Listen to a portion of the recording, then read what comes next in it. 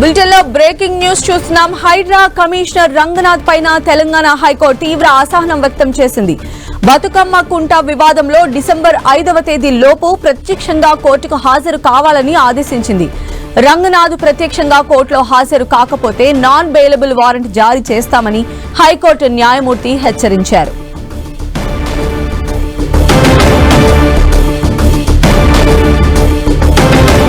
Hydraa commissioner Ranganath పైన Telangana high court తీవ్ర అసహనం వ్యక్తం చేసినట్టుగా తెలుస్తోంది. బతుకమ్మ కుంట వివాదంలో డిసెంబర్ 5 లోపు ఆయన ప్రత్యక్షంగా కోర్టుకు రావాలని చెప్పింది. మరిన్ని అప్డేట్స్ కూడా తెలుసుకునే ప్రయత్నం చేద్దాం. మా ప్రతినిధి రాముడు మనకు అందుబాటులో ఉన్నారు. రాముడు, ప్రధానంగా మనం చూసాం, బతుకమ్మ కుంటను పూర్తి స్థాయిలో అభివృద్ధి చేసి దాన్ని అంతా కూడా ఓపెన్ చేశారు. ఇప్పుడు వాకర్స్ కి అంతా కూడా అందులో ఉదయమే సాయంత్రము వెళ్లి నడిచేందుకోసం అవసరమైనటువంటి ఏర్పాట్లను చేశారు. అక్కడ అన్ని ఏర్పాట్లు అయితే క్లియర్ గా కంప్లీట్ అయ్యాయి. కానీ ఆ బతుకమ్మ కుంట తమకు సంబంధించినటువంటి పట్టా భూమి అంటూ స్థానికంగా ఉండేటువంటి ఎడ్ల సుధాకర్ రెడ్డి తన ఆ భూమి పైన పోరాటం చేస్తున్నటువంటి పరిస్థితి ఉంది. చాలా కాలం నుంచి అది తమ భూమి.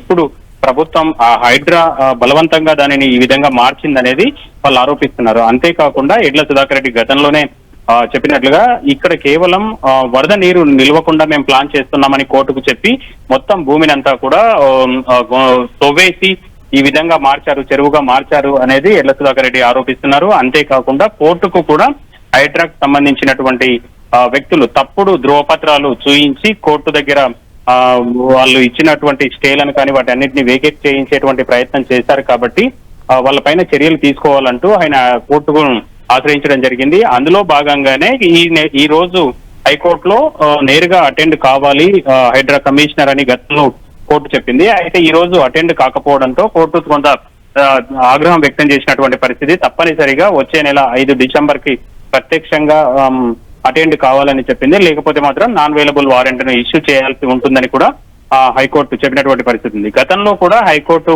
2-3 సందర్భాల్లో హైడ్రా చర్యలపైన తీవ్రంగా స్పందించినటువంటి పరిస్థితి ఉంది. అమీన్పూర్ లో భారీ నిర్మాణాలు కూల్చివేత సందర్భంగా కూడా అక్కడ అంటే సరైనటువంటి వివరాలు లేకుండా కూల్చివేశారు. ఈ విధంగా కూల్చివేయడం తప్పు అని చెబుతూ ఎవరైనా అధికారులు మిమ్మల్ని కూల్చివేయడానికి రమ్మంటే హైకోర్టును కూల్చివేస్తారా అంటూ కూడా తీవ్రమైనటువంటి స్వరంతో అప్పుడు కూడా హెచ్చరించినటువంటి పరిస్థితి ఉంది. కాబట్టి ఈ పరిణామాలు చూస్తుంటే వచ్చే డిసెంబర్ 5వ తేదీన బతుకమ్మ కుంటకు సంబంధించినటువంటి అంశంలో క్లారిటీ వచ్చేటువంటి అవకాశం ఉంది. అది ప్రైవేట్ భూమి లేదా ప్రభుత్వ భూమి అనేటువంటి అంశంలో క్లారిటీ వచ్చేటువంటి అవకాశం ఉంది. అక్కడ ఉండేటువంటి స్థానికంగా ఉండేటువంటి ఎడ్ల సుధాకర్ రెడ్డి మాత్రం ఇది పట్టా భూమి, ఇక్కడ గతంలో జిహెచ్ఎంసీ లేఅవుట్స్ చేసినప్పుడు కూడా పక్కన చెరువు ఉందని కానీ మిగతా కానీ ఎక్కడ కూడా చూపించలేదు. అదేవిధంగా ఇరిగేషన్ డిపార్ట్మెంట్ లో కూడా ఇది ఎక్కడ చెరువు అనేటువంటిది నమోదు కాలేదు అనేటువంటి సాక్ష్యాలను ఆయన కోర్టు ముందు ఉంచడంతో కోర్టు దీనిని విచారణకు స్వీకరించి విచారణ చేపట్టినటువంటి పరిస్థితి ఉంది.